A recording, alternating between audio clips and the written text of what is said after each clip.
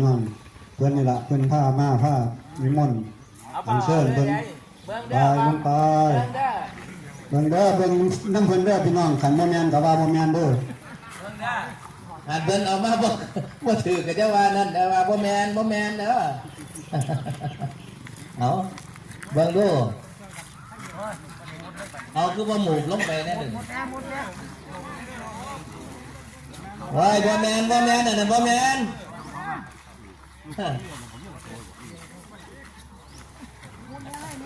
มุดลงไปนะมันขึ้นหนักลึกๆก็ถึงเดี๋ยวแมนว่าดิเดี๋ยวถามแมวออกกันเอาขึ้นเบิ่งก็ดู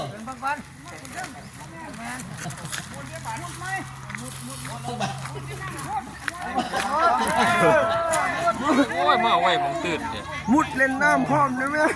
ว่าดีกว่านี้เลยยินว่าโอ้แม่สาธุว่ากันสามเดียวสา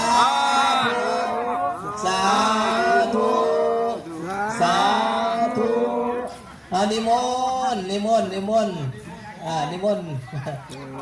นิมนต์เป็นปกปักรักษาลูกหลาน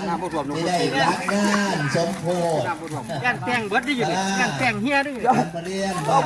นิมนต์ขน่อยมันมุดน้ำที่ท่วมน้ำที่ท่วมมันมุดที่น้ำที่ท่วมตรงนี้น้ำที่ท่วมตรงคนนี้ไม่ต้องมุดหรอกโอ้ยไปเล่นแล้ววัวหน่อยมาขอเสียงเดี๋ยวโอ้ยขอร้องเพลงแล้วเสียงว่าวัดเดี๋ยวขอเล่นวัวหน่อยตาฝนบุกวันเลย